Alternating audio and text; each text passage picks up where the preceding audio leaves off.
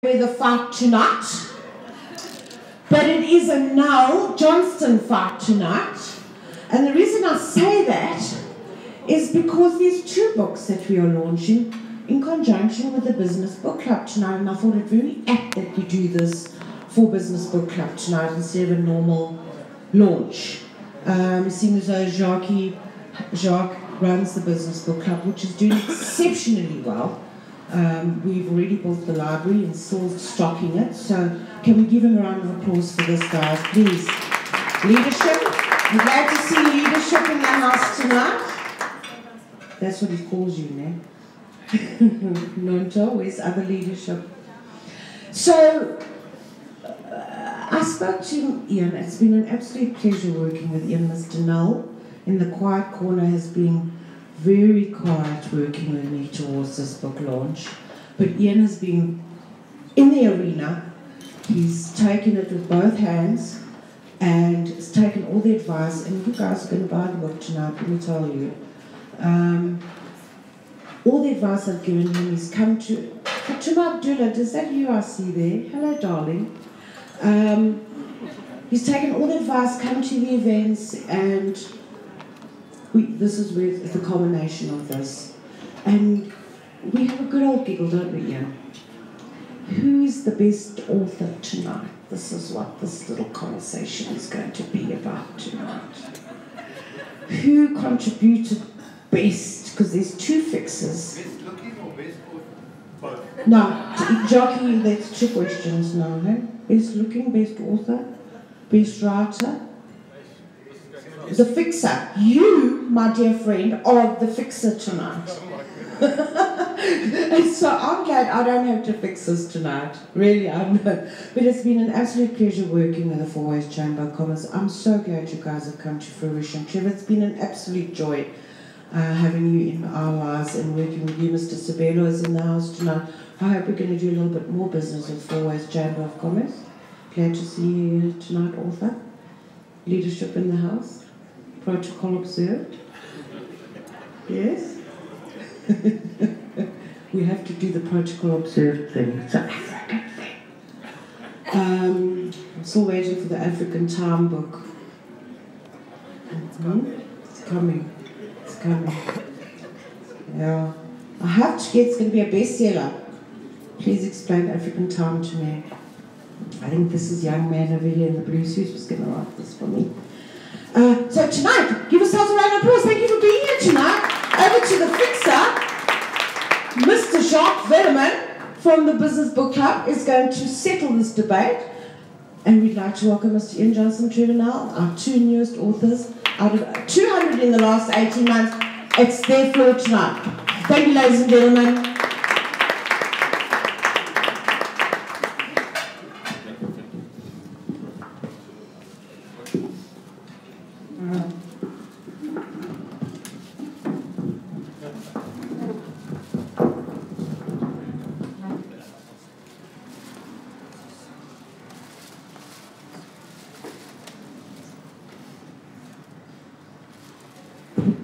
Good evening, ladies and gentlemen, and welcome to the Business Book Club. Who is here for the first time tonight? Wow. I'm always amazed by how many newcomers we have to the Business Book Club, so I'm wondering what's happening to the other people, but it is amazing. Ladies and gentlemen, the Business Book Club was launched a few months ago. I think this is our Jane, this is our sixth or seventh Business Book Club. And the purpose of the Business Book Club is really about knowledge. So once you have the ability to share knowledge among people who don't have knowledge, you have the ability to change behavior. Now, ladies and gentlemen, the big issue with knowledge is we don't know what we don't know. So through that, books provides us access to what we don't know. And hence why we've launched the Business Book Club, is to give people access. But the Business Book Club is not just about us. It's not just about the people coming and attending and listening to an author. For those who don't know, we're here every month. Standard practice. It's every Tuesday, the first Tuesday of the month from 7 to 8. And we interview authors. But it's not just you people that benefit from the Business Book Club. As part of our entrance, we ask for a donation for a business book.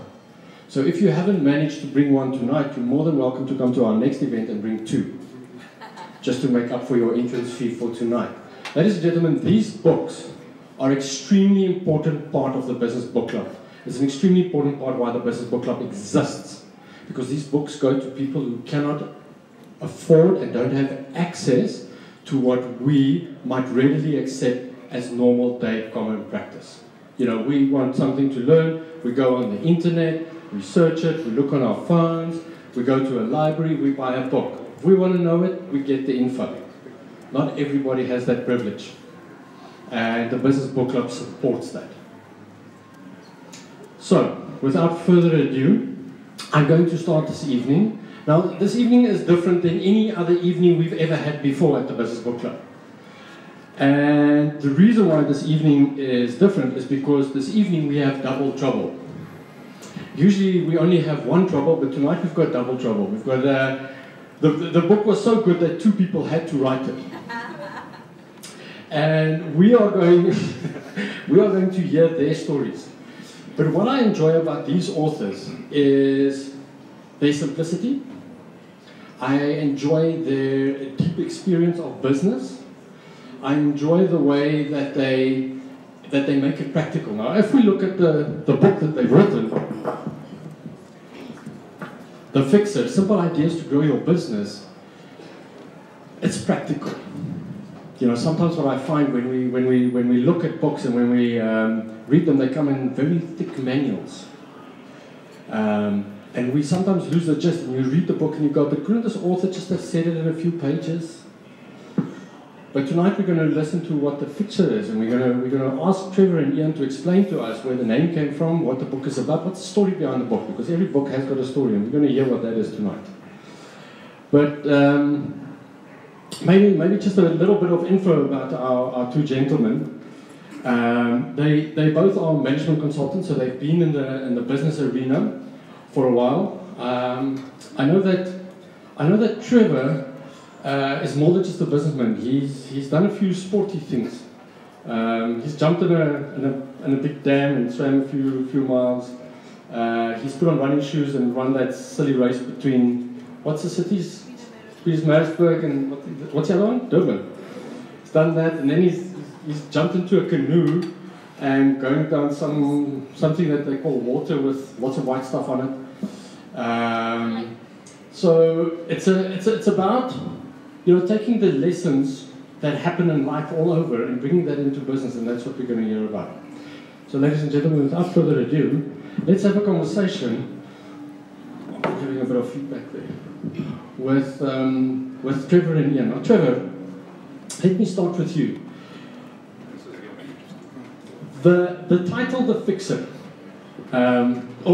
Before we get to the book, maybe we should ask each author just to tell us a bit about themselves and how they came about to read this book. So Trevor, share with us a little bit of your story.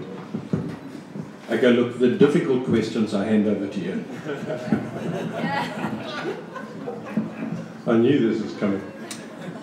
I wrote the first book, The Fixer, about 15 months ago. And I went on a book writing course, and one of the first things they said is, don't get a title for the book and then write the book around the title, because that's what will happen, and you probably start writing you write the wrong thing. So they said, write the book, you know what the theme is, and you obviously mind map it from there, and then at the end you'll find the title, which is what I did. And when I sent it to a number of people to obviously edit or give me their feedback, one of the guys came back and he said, you know, the gist of this book is that, you know, if people read this book, then they can fix things.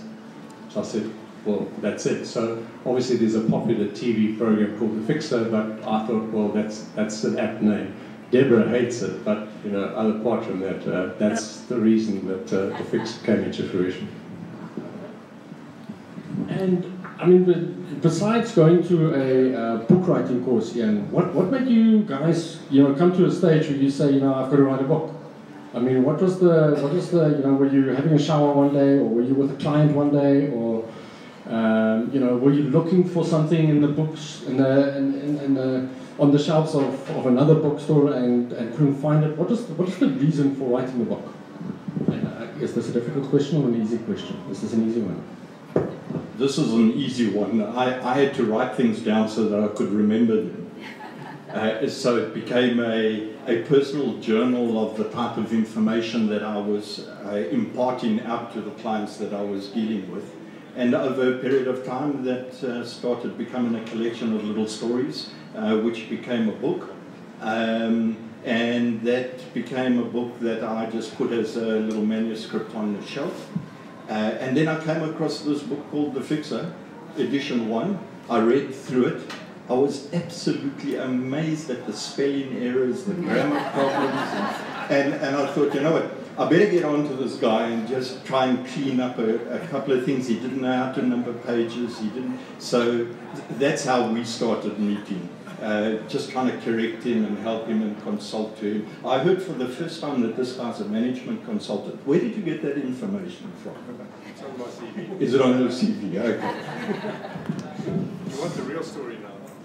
Well, let's hear that. I mean, there's always two sides of the coin, so what's the other side here? Well, he's right about writing a manuscript, and he had this that was called Confessions of a Serial Entrepreneur. And I was talking to him in about October, November last year, and I said to him, well, why don't you write a book? Why don't you publish this thing? So he said, well, I don't really know how to. So he says, would you be interested? And that's kind of how it started. So we just started putting that material and the material I had together, and that's the end result. The worst experience of my life. So this book is about growing your business, and there's a lot of chapters that are called either the foundation or the building blocks of building a business. If I just had to read one chapter in this book, if you had to say to me, Jacques, you only have, I mean, I don't read very fast, but let's say I had 15 minutes to read a chapter. Which chapter would you recommend me to read in the book? My father was a disciplinarian, but he was also an absolute gentleman, and he always said to me, you must respect your elders. And Trevor is 6 months older than me, so I'll hand it back. So I recommend you get to the last page straight away, because it tells you just to get off your backside and get things done. It's as simple as that. Most individuals sitting around in the room, and what we've seen at the Four Ways Chamber, when they come to us, they have fantastic ideas, fantastic concepts. These things are sitting on the shelves, and they're just not doing the simple things to get them into the marketplace and testing. So get off your backside and just make it work. So start from the last page, which says, right, go out and get started, and then you can start working through. Listen, Iain contributed about 3 things in this book, so we'll give him time to do that later. But I'll take you through the other things if he doesn't bring the real wisdom to the party. Okay? But I think we're gonna try and be even here. Well, if each of you can just say one thing, even though you've done the most, we'll just it's all about focus. So we'll do one thing. I guess the big question is, if it is so simple to do business, you guys have written this book and you're saying, there's a few key things to follow. I like your analogy of the vending machine. I'd like to know where that comes from. But if it is so simple to do business, why is everybody not doing it? Why write a book about it? Well, the vending machine example is perhaps the best. Everyone's landed at the airport and had a long flight, and they are dry, and they've walked past this little Coke vending machine, and they've put their money into it. When I did it, it was about R50. But you put your money into it, and you're looking for something to actually just wet your mouth, and the blooming Coke doesn't come out of the machine. Ever had that? Okay, what do? I know what Louis does. You kick the machine, you do the old, Marlene as well, and thank you, Marlene. I've got someone here that remembers me from the stock exchange days, okay, when we were taking on the big boys. Perhaps you'll share a few stories out there, Marlene. And the example of that vending machine is when you go on your next flight and you walk past that thing, and it's the last bit of change you've got in your pocket, would you actually put it into that machine again? No way. And the vending machine example is what we're all about. Each one of us has a product that actually sits somewhere within our mainframe. We're ready to deliver it, and people come to us and they put their money with us, or they So share with us a story about that, where a client came to you, they had a broken vending machine, or one that wasn't working, and they were able to apply some of the principles in your book, and that made them successful. So, Marlene, should I talk about the stock exchange? No. Okay. So we'll use that as a flippant little story. Many years when I met the PR of the Johannesburg Stock Exchange, I was a significant minority shareholder in a large company, and I expected the stock exchange to look after all of my investments. And it was a time in the early 1990s when there were a few rogues here, a lot more rogues than there are around in the country today. Then you had to look after your money because it disappeared into the Isle of Man. And I went to go and collect my money from the JSE, and I asked Marlene for my check, and they said, no, sorry, it's not here. And what had happened is they had done a deal with someone in the Isle of Man, and they collected the money. Do you think I would ever deal with them again? I did go and deal with them. It took us 12 months of working with the stock exchange to actually get all the money back for minority shareholders. And the lesson learned there for the stock exchange was, if you make a promise that you're going to protect your stakeholders, you better protect your stakeholders, because someone's going to come and kick you up the butt, which is what we did for a solid 12 months. To their credit, they learned the lessons. And Tony Norton, I've got a lovely letter from Tony Norton just to say, hey, thank you, Trevor, for all of the input you gave us over that period of time, and how we then started saving minority shareholders. So for me, that's something of a lesson, and I'm just pointing out to Marlene because she goes back in my old days. Does that help you? That sounds interesting. And Iain, from your side, do you have a story for us to share in terms of where, you know, one of the principles in the books could be highlighted from where, you know, it was practically used, and it took a company or an individual from a certain place and fixed them? In the book, in my first book, and also in this second book, there's a thing called the 2-degree rule. And many years ago, in 1984, I learned to fly an aeroplane. I get my private pilot's license, and prior to me qualifying, I had to do a cross-country course. It was in the days before GPSs, so everything was, you plotted your course on a map, and you took all the wind speeds and everything in consideration, and off you went as you set your compass, and you took off. So I took off from Virginia Airport. I'd fly to Greytown, and from Greytown I'd fly back to Tanzania on the coast to do a touch and go on the landing strip and fly back to Virginia. So I mapped it out, and my first checkpoint was about 20 minutes out of Durban, which was just going up past Hillcrest, and there's the, if you know the area, the Elverson Towers, the big aerials on the mountain there. And so of course I saw them, and I thought that's fine, but something said to me they just seemed to be a little bit further to the right than they should be. But I said I can see them, so that's cool. So I carried on flying, which was my first mistake. And essentially what had happened is when I set my compass, when I took off, I was 2 degrees out. Now, through the next 20 minutes of flying, there's things you've got to check your direction. You know, you've set something on the horizon, you see if you're drifting either way, all those kind of things that allows you to make sure you're on course. And I didn't take that into consideration. So first of all, I didn't set my compass correctly, and secondly, I didn't measure and I didn't check to see what progress was. The result was I was off track. Now, as a young pilot flying, the last thing you want to do is get a hold of air traffic control and tell them you lost, because that's quite humiliating. So you contact them and you say you're a little unsure of your position, which is quite different. Anyway, I picked up the N3 highway and I flew along the N3 highway until I came to the point where I should have crossed it. And that was a lesson for me because in working with a lot of organizations, I find this is the biggest challenge, that people aren't measuring things. And everywhere in life, and there's examples all the time, there's African Bank, there's every single day, that at some point in time, there was a 2-degree moment. The information was telling you something to the end of the month and you haven't made your targets, it's too late. And I've seen that in experiences with companies that I say where in today's age, you press a button and you can get information. But the critical thing is, what do you want to measure? And they're measuring the wrong stuff. So I've had a lot of experiences with working with companies where you manage sales activity in real time that allows you to, if you're of course, you're correct. That's all you do, just correct. And not wait until it's too late. That pilot story reminds me of another one where you say to your bank manager, I'm not bankrupt, I just don't have money to pay you right now.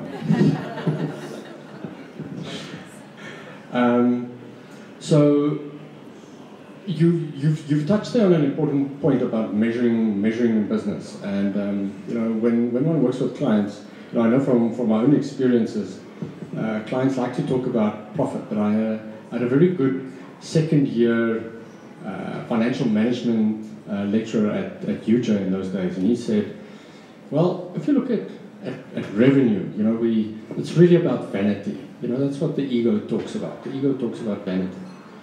When you talk about profit, you're really talking about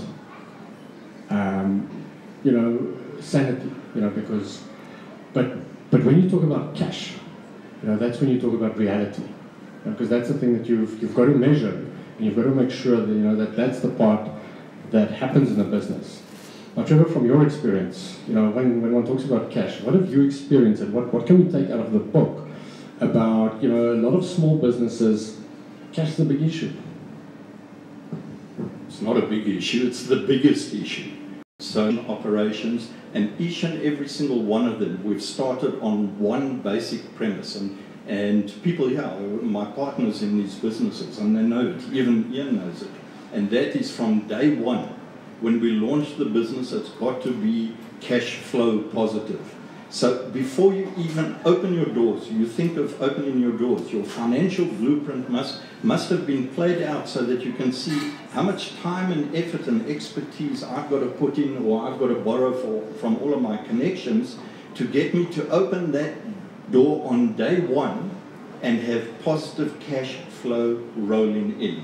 Okay, so that means more money coming into your pocket than you're actually going to be paying out over the next 30 days in your first month. What I see in businesses, within a 10-kilometer radius here, you see guys taking millions out of their life savings, putting it into businesses, and 6 months later they close the doors because they haven't thought of starting the business from a positive cash flow perspective.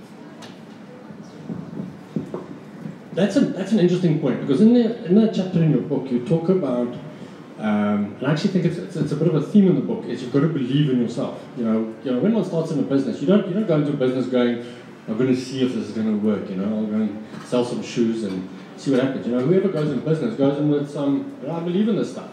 I'm going to make it work. So where's the tipping point of I believe in it? Because when I do a cash flow forecast, I'm believing that cash is coming in. But I don't know. So when do I start believing? I want to give you the ultimate example in belief. Okay, this super management consultant on my side here, I think, yes, my wingman, thank you very much, has a fantastic little story in the book. And I really want to share this with you. The day that he went to his then job and the doors were closed. So I'd like him to explain what actually happened on that particular day, because then you'll get an idea of what sort of attitude you've got to have to be in business. Will you share that story? Yeah, I worked for a company and they were part of a larger group. In fact, the holding company was in coal export. And they went down this tubes, and literally it was a domino effect. So I arrived at work in the beginning of January, after the holidays, and There was a big chain around the handles. So that was it. So I went home. My wife says, "What are you doing?" I said, "It's closed." So I'd done a lot of work traveling in Africa over the last previously few years.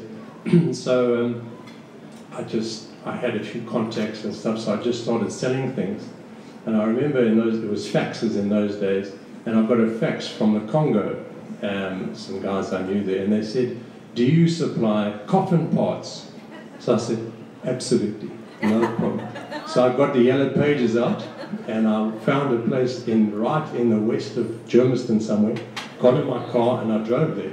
And I went in this place, and there's coffins and all this weird stuff, you know. So I said, "Have you got a catalogue?" Gave me a catalogue, gave me a price list, got back there, put some prices together, and they wanted crucifixes and handles and all that sort of stuff. And yeah, I just started supplying coffin parts. So if you want to know, I'm in the coffin parts business if anybody's interested.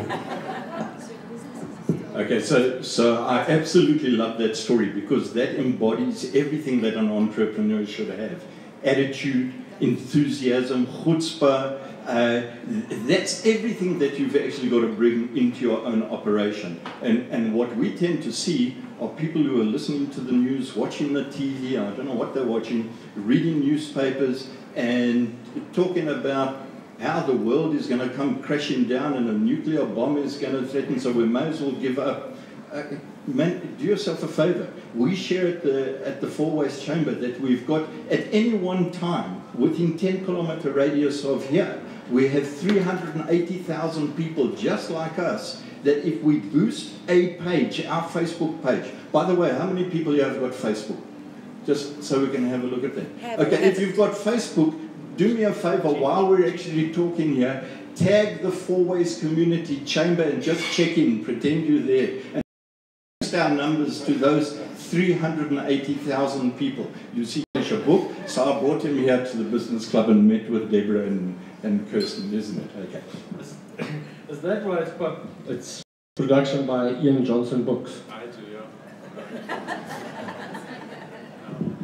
But I mean, that's the spirit of Rotten Parts.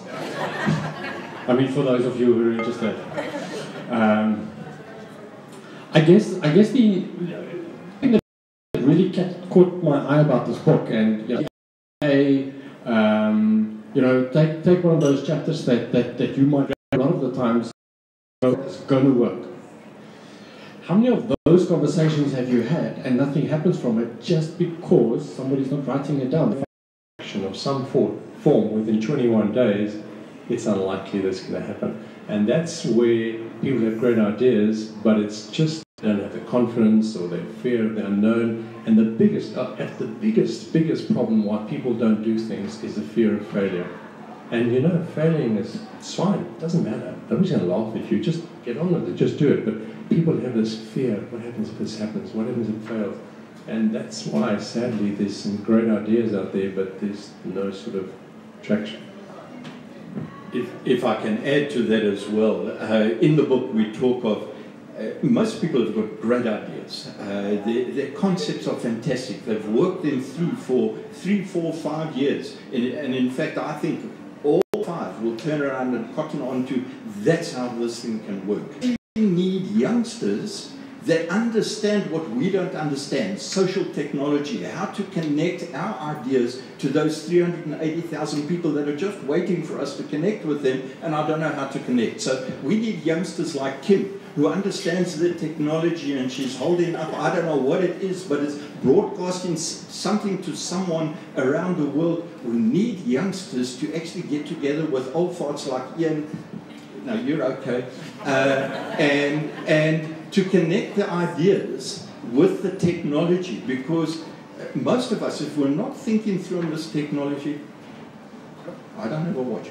If we're not thinking through on how to utilize this technology, we're actually going to be left behind with what this technology is doing. So if you're not on Facebook, if you're not on Twitter, if you're not on Instagram, if you're not on LinkedIn, if you're not tweeting individuals about what your next concept is and how you're getting in front of a whole group of people at a presentation and selling your concept, you're wasting your time in the marketplace. It's blooming competitive out there.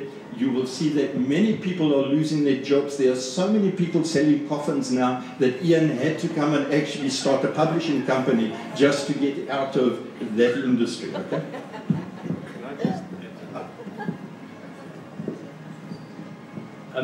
Just an interesting analogy is the fact that business, as we say in the book, and as Trevor says, business is simple. It's people that are complicated and make it complicated. But business is tough, make no mistake about that. And when you're out there on your own, it's really, really tough. So you've got to work with people. Now I use the analogy of if you watch the Tour de France and you see them, the main group of, or the peloton, the main group. Now the main group of riders can ride much faster than an individual rider. It's like watching a flock of geese, and that they work together. And at some stage in your life, whether it's the beginning of your business, in the middle, or going to listing, whatever it is, you need to get a little team around you that can help you get to that particular point. And that's really what it's all. It's finding people that you can collaborate with that can help you get to that end, that next goal, and then of course you move on from there in whatever shape or form it may be. Absolutely. I heard a brilliant quote from a friend of mine the other day. He was asked, and he's a CEO of a construction company, and his mentor asked him, who in your team do you have that is better than you? Because if your answer to that is no one, you have a problem. Because if you're better than everybody else in your business, you become the main glue. Have you guys had any of those experiences with some of the clients that you've worked with? Well, that's always the problem. So the lead entrepreneur of most businesses has the challenge of thinking, I really can't rely on other people to do the things that I do. I'm the one who's got it here on my charisma and what I've all done. But these people are not doing the same thing. They're not going out there, they're not doing the same number of calls that I've been doing. Their KPIs, they're not sticking to them. They don't want to listen to this. You've heard that over and over and again from especially charismatic leaders in businesses. And that's why you need a guy like this. Iain specializes. I know I shouldn't be doing this today, okay. But he specializes in bringing teams to play their roles within organizations. Okay, so his specialty is know the numbers, know that you've got to measure them, know that you've got to deliver. Start funding us, and we have a legacy player who's developed a co-op bank in Jasper. Put your hand up. Jasper, the next author that's going to come around here, because his book is also in the offing, very close. And legacy is about what can you leave your family from your lifetime of endeavors in business. Now, you can't leave them a fortune if you're living from hand to mouth in a little business. You've got to start thinking about, how can I start collaborating and million-dollarizing business concepts so I can start leaving something for my family, a legacy. And that's what he'll touch on when he launches his book next time. Great. Thank you, Trevor. Ladies and gentlemen, is there any questions that we have from the audience for these two esteemed gentlemen? Well, you could just ask one of them a question. You don't have to ask both of them. Any questions? Do you physically write it, or do you dictate it, or how do you, what's your... Yeah, because you just write. Yeah. Sorry, what's the question? We physically write the... Yeah, do you physically type it out, or do you manually write it, or do you verbalize it into something that someone... The book or business plans? Oh, the book itself. Can I answer that, yeah? I tried to write a book about 5 years ago, and I crashed and burned. And then when I went on this writing course, I realized why. Because writing is all about left and right brain thinking. So left brain thinking is you sit and you mind map the whole thing. And once you've finished, then what you do is you move into right brain thinking, and then you just dump, you just write. You don't stop to check what you said in the first chapter. You just write. If you think of, oh, let's research something, just make a note and you carry on. You don't stop, and then, because then what happens is you go from right brain back into left brain thinking. And there's a couple of authors, there's a very well-known author sitting behind you there. She probably, hopefully, will agree with me. So for me, that's what I found was so important. And you just dump, and once you've got the first draft, you send it out, you get comments back, and from that you start molding them. But I'm sort of no expert. Trevor's there. Any questions? Yes. What's the biggest challenge in terms of co-authoring, like working together? All right. So the question there is, what is the biggest challenge in terms of co-authoring? Now, I didn't know that this was a co-author. I just thought you led it and Iain listened, Trevor, or was it the other way around? It's the biggest pain in the butt you can ever have, let me tell you. Okay, you know what? I've watched this guy for 20 years. He's been the master. He's been up on stages. He talks. He's the best of the best. And then he sold me on this concept of publishing, and then I learned that this was the coffin story. It was all about chutzpah. All he wanted was some of my content. And by the way, if I can answer a question for you there, Trevor, was the way that I do, it took many years to get out of matric. And my final year, which was about the 7th year of trying to get out, I learned the secret.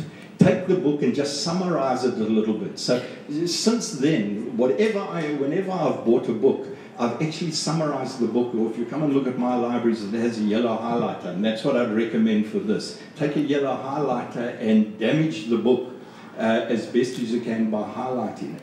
But with this individual here, I've seen him as the best of the best, just so confident. And then we came along here to meet the Scoops people, and there was a lady here called Deborah. And she took one look at the first draft of this publication, which we were so proud of. It's what we call our minimum viable product. It was, we'd put it through, I gave it to him to do all the proof, you know, so he did all the proofreading of everything. We put it in front of Deborah, and she picked up 103 mistakes in the book. She refused to host us here. He was in tears. I've never seen it. Now listen, if you do yourself a favor, don't come to Deborah first with any mistakes in your book. 3 times in 10 days to get her a copy to make certain that we could actually come here and do this. So listen, if you are going to write a book, write it yourself or find a decent publisher that will actually work, and I recommend Iain Johnston, you co-author. I got to tell you that writing a book with somebody else is hard work, because I put it in. Trevor said, "Well, why did you change that?" I said, "Well, no, I didn't. That's not what I said. I said no, but what you said there was cuck, so we've got to change it." So he says, "No, but you can't change it." So I learned a lot of diplomacy over the last 5 months. And me too. I learned to be diplomatic as well, and said, no, Cuck, you're not changing it. I'll get you now. Thank you, Robin. I just want to reflect a bit on a bit of this, because there's a bit of a business lesson here. There's 2 business lessons. The one is launching a product goes through certain stages, and you've got to check stuff before you take it into market. You know, when we prototype a product, there's got to be a what they call a soft launch, where you just put it out to test it, because testing stuff helps. You get good feedback, so that your final product, the one that you spend the real money and the cash flow on, is worth it. And if I may, we call that minimum viable product. You've very quickly, so that you don't burn your cash, you come out with what you think is going to be the little product, and then you put it out to the marketplace. So some Olive Brown over there, because he pointed out every single that we had. We wanted to blitzen him, but he's run about 15 or 17 comrades, so none of us could catch him. But you need people like this, people to partner with. That's why I partnered with Iain Johnston. But it's true, you know, I mean, the one side of the story when you're writing a book, it's got to be perfect, it's got to be edited, and you're absolutely right. I mean, Deborah doesn't want to put these books onto a bookshelf if there's something wrong with them. But by the same token, You know, when you get a book you get a proof, or you print a couple, and you read the book, you pick up so much more because it's actually the book. Whereas we're still a manuscript, you know, we miss things. People we sent out to missed it. It came back. I've just finished reading 2 books, one by a local author and one by an international author. And in both books I found a spelling mistake. So these things happen, but this minimal viable product is really a critical part of getting things out. And that's why people, as I said earlier, hesitate to put things out.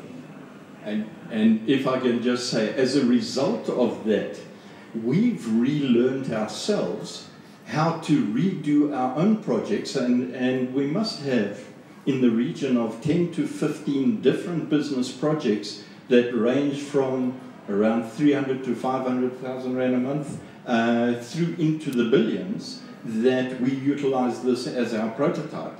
And by redoing this, it just reminds you and keeps on reminding you of the basics that you've got to stick to. Because other people talk rubbish up your behind, they blow smoke up your behind. You've got to get away from these type of folk who steer you down the wrong road. I like, I was with a client today, and one of their biggest comments was he wanted some advice. So he went to the most critical person in his company to get the advice. Because that's where you get it. You don't get good advice from people that like you. You get good advice from people that don't like you. Robin, yes, what's your question? Robin Pullen from Next Level Insights. I run a membership group. So my question is, who did you write the book for? If I were to give your book to someone who has a set of problems, if you're doing personal branding or marketing, you talk about an avatar. That's that character, that personality, that person type. I know it's probably changed through the journey, but sitting where you are now, who needs this book? Help me describe who needs to get this book in their hands. Great question, thanks Robin. So Robin is asking is, who did they write the book for? Who's the person who should pick this book up and buy it now, and what difference will that make for them? Are you sure you don't want to give it to Jerry?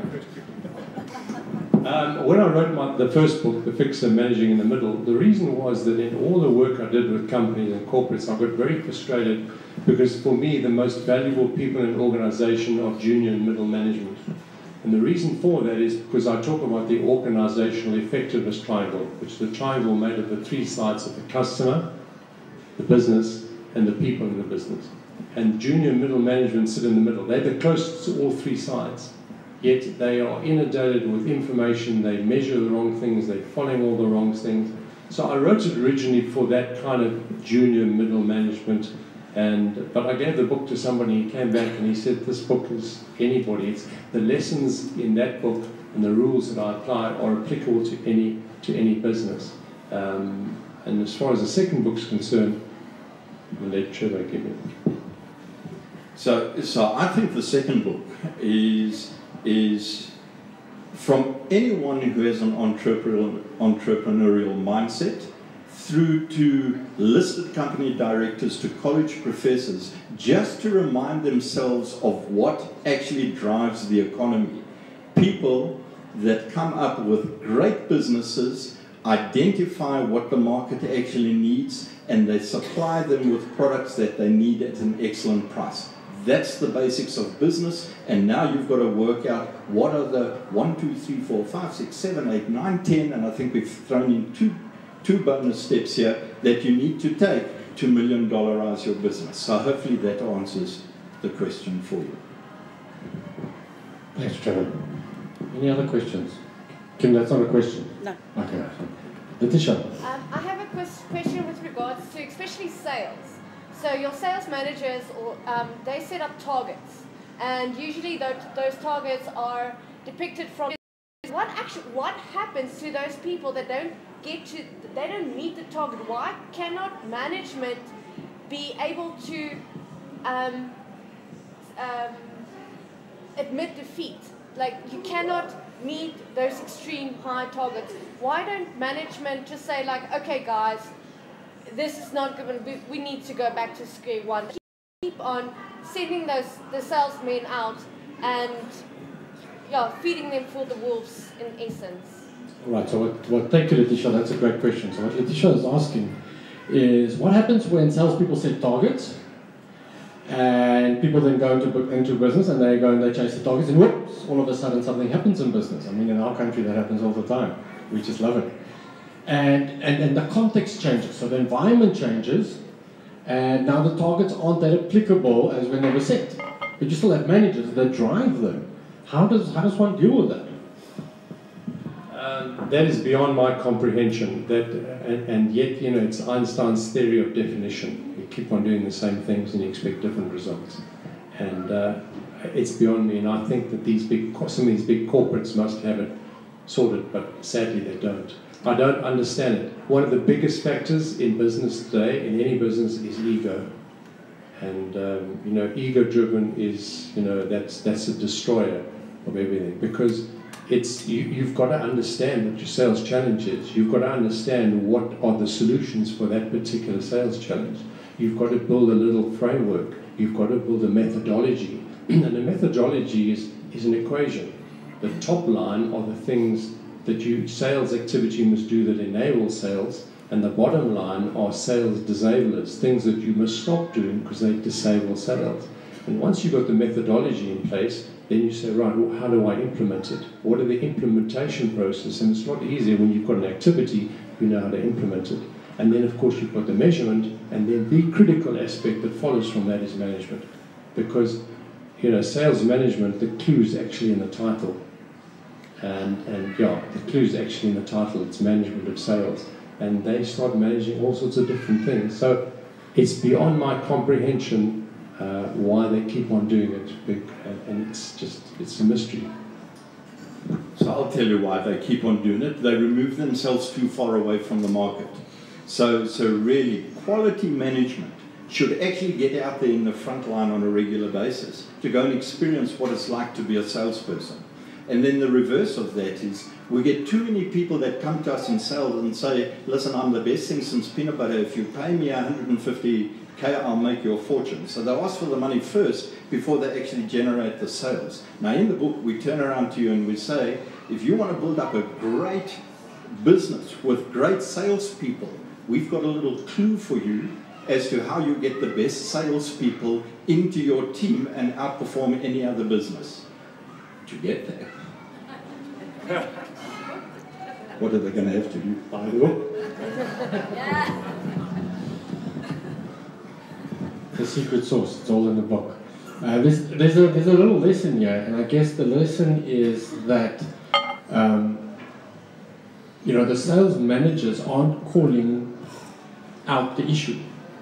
You know, nobody is having the conversation because you've got a bunch of stakeholders, and nobody is saying, hey, somebody think about this, it's not applicable anymore. And those conversations can sometimes be tough. Yeah, and that's when you lose good people. Well, I think what we can see with this technology age is that the levels in businesses are collapsing. So managers are getting closer and closer to the front line because we're having to connect with potential consumers via our social media. And that social media alone doesn't work. You still need your eyeball to eyeball to actually have a direct connection. So the sales force and social media, I think, are becoming the absolute front line, and management is starting to disappear in this equation because we all have to drive revenue. And the people who drive revenue are the people that are getting in front of the consumer and saying, hey, this is my product, and can I match your need and get a return back on it. So I think that's what's happening in businesses at the moment. And if you've got too much of a hierarchy, and you'll see it in the banking sectors, so they've suffered over the past 20 years because they took the relationship. They took the relationship away from the tellers with the clients and the managers, and they decided to actually split the people away from the actual market, and it cost them a ton. They're still trying to recover from that at the moment. But I think we can see that if you find the right quality social media technology with the right quality salespeople, I think you're going to make a fortune in this game. And as I say, I think it's on page 87. Yes, we've got another question. Iain. Thank you. It's sounds like the lessons and the advice and the solutions in your book should travel quite well. What plans do you have for rolling it out to other countries worldwide? Right, so thank you, Etienne, for that question. So what Etienne is asking is, these are universal principles. You should be able to pick this up and apply it in any country. What are your plans to take this aboard? Well, this is our world first premier launch at Scoops, okay? So yes. So we're looking for the next Scoops outlet down the road. Okay, that becomes our second launch. In all seriousness, my publisher on my right-hand side has already got this onto Amazon. We didn't make the announcement beforehand because we wanted you to purchase your own copy so that we could get Iain's signature on it for you. All of you remember Harry Potter? Yes. Did you get a first edition copy? No. Okay, now just remember, Iain Johnston could be signing the next Harry Potter book here. Listen, I don't want to borrow any into co-branding or anything like that. We'd love to get the book in other areas. Obviously, I agree with you, it's the universal lessons, and the books are written in American English, because Amazon's the biggest market, and when they read their books, they like to read in American English. Yeah. And just to let you know, we fully expect the second book to outsell the first book by 100,000 times because we're applying these principles that he didn't have on the first book. Okay. All right, we've got time for about 2 more questions. Is there any more questions from the floor? Then I guess you look like Moses. It's just you're not Moses. I guess there's one more lesson that I'm taking away from this, and this is actually this ability to work together.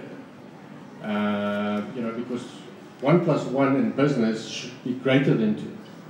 And by the fact that you guys have co-authored this book, you've managed to bring something to the fore that's a lot better than what you could have done on your own. Do you feel that's totally true, Trevor? Yeah, look, in all seriousness, when you find someone that you can collaborate with, don't just take the ideas into a book, take it into practical application. So what we're doing here, you'll see, if any of you got great concepts and you want to take it to marketplace, we've got a team, and there are people here that we bring and collaborate with in a team. We will apply these principles and you'll see them rolling out in the application of those particular projects. We actually do it live on a daily basis, and people can come and join us, 9:30 to 11 o'clock. Come and have a cup of coffee at the Eagle's Nest. It's the Four Ways Chamber venue. You're welcome to come along, bring your concept. If any of you have $1 million idea, does anyone have one here? $1 million idea. Okay. Are you making a fortune out of it? No. If you're not, bring it to us. We will keep 90% of it. You can take 10%. So we'll give you some money at least. 100% of nothing is useless. Okay? So 10% of something is great. You can have 1%. What's our name? You have 1. I keep 9. Yeah, listen, we do these calculations. No scientific formula in this at all. Okay, we just look after each other. But collaborate with other people. This is someone that I can rely on. This entire publication here, in my hands, I left most of the grunt work to Iain, and that's why when I met him, most of you know, he was 36 years old last October, and you can see... Well, I've got an apple and you've got an apple, and I give you the apple and you give me your apple, we've both still got 1 apple.